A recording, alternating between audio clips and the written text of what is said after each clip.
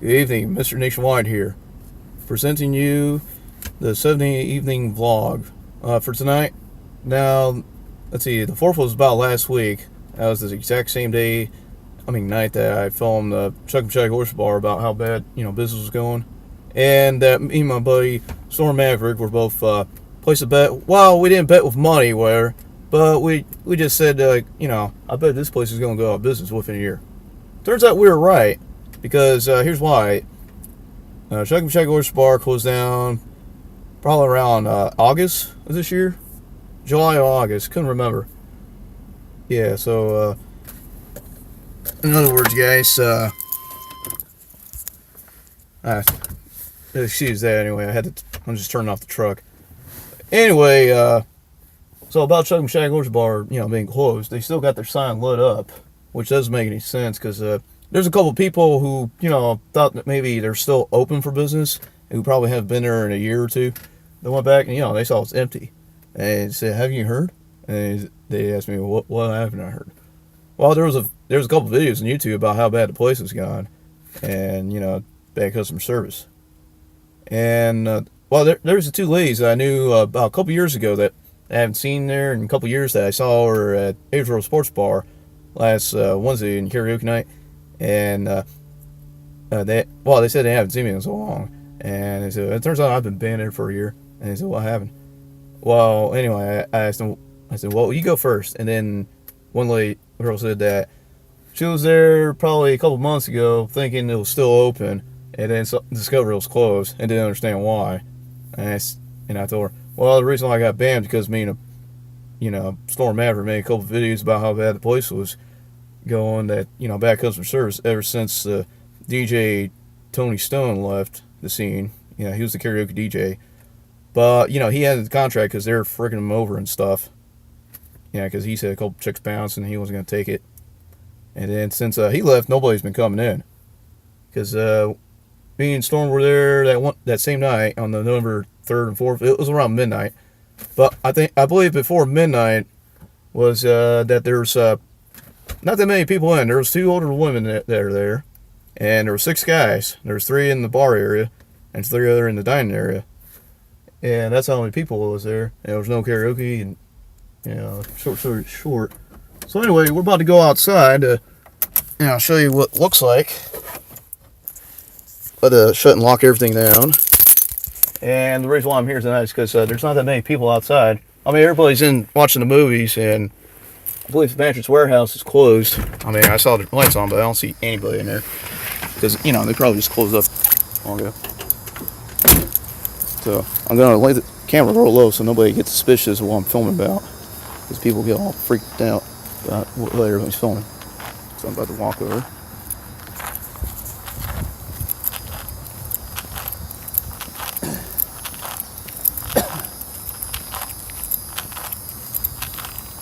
And I believe I saw a couple of people, probably a couple of associates in Mattress Warehouse having a meeting, maybe an inventory or something, to try to make it obvious.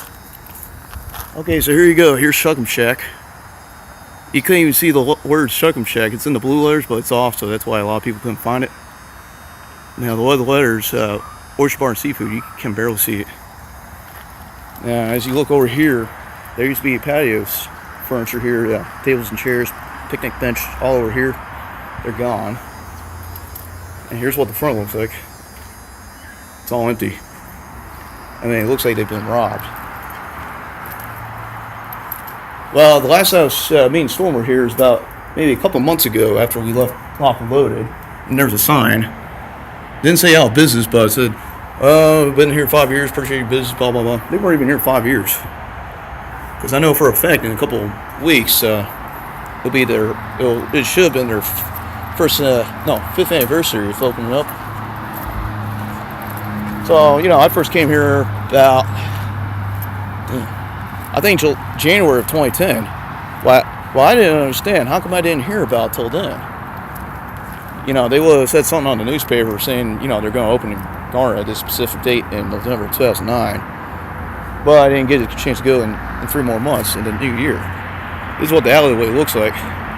So I think all he left is the red chair over there. which I'm not going to take anyway, because somebody see that in the video will think I'm stealing it. You know, they can keep their own chair. And they still got their vegetable oil tanks there.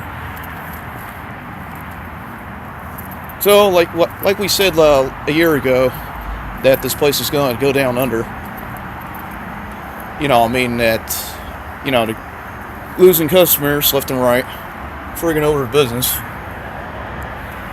Yeah, well, I don't have the spotlight on now, but you could probably see the bar counter empty. Yeah. They took down to everything. I mean, it just looks awful. I mean, this is my first time tonight seeing a bar that's empty like that. Kind of reminds you of a bar over in Toledo, Ohio. Because over there, you know, the taxes were super high over there that nobody can afford to go out. And especially bars, you know, they didn't have any customers. Especially, you know, they have good ratings and stuff, but with no customers, they're not going to make any money. And with no money, they won't have the money to maintain the bar. And I can close down and move somewhere else. So, I mean, at least this isn't Toledo, Ohio, but a bar like this one kind of reminds me of one on another video I saw on YouTube, if I can find that. But, while I'm unloading the video, I'm going to try to copy and paste the link of the part 2 videos of Shack Sucks. Or, no, the other title is Shack Oyster Bar Sucks Part 1 and Part 2. Now, just think of the owner, Philip Banks. Now, I'm not talking about Judge Philip Banks from the First Prince of Bel-Air. This is a skinnier white guy with gray hair. Now, if he just put his mind to it into business, he wouldn't be in this problem, and he would have had bar rescue. Instead, he has his son and his daughter taking over, and his son is on drugs that I know of, because another karaoke DJ took over Tony's spot maybe a week after Bean Storm got banned. Then he was on, I forgot which kind of drug was it, but he was acting kind of crazy, so he took some of the money and spent on shit. Now the other jackass manager, his name is Joshua Colucci. Well, he's in Florida now, but you see, the story was, now he's the manager. He was the manager here. He was over at the movie theater next door, White Oak Theater, and somehow he's been kind of too damn clumsy, because, you know, he's a tall, scaly fucker. You know, he probably weighs less than I am. Yeah, and he's maybe 3 inches taller, but he's kind of dangly where he's clumsy enough to trip over one of the seats inside the movie theater, and somehow broke his leg and his arm at the same time. So I don't know how did he do that. Then he had the audacity to get a lawsuit on the movie theater, and I'm glad the movie theater has not closed. So he had that lawsuit, and then he's living on some, I don't know, 7-figure income or 3-figure income, whatever. Like he's a millionaire. You know, I moved out of Garner, now he's in Florida, and haven't seen or heard of him ever since. But what I didn't like about this asshole, that he had the audacity to go through, you know, on my Facebook page, which I don't even have him as a friend, but he went through there and saw the link to the video I posted on my timeline there, and then watched the video. Another video was when we had DJ Elroy with us back when we had the Chrysler. We were talking about some other shit that was going on.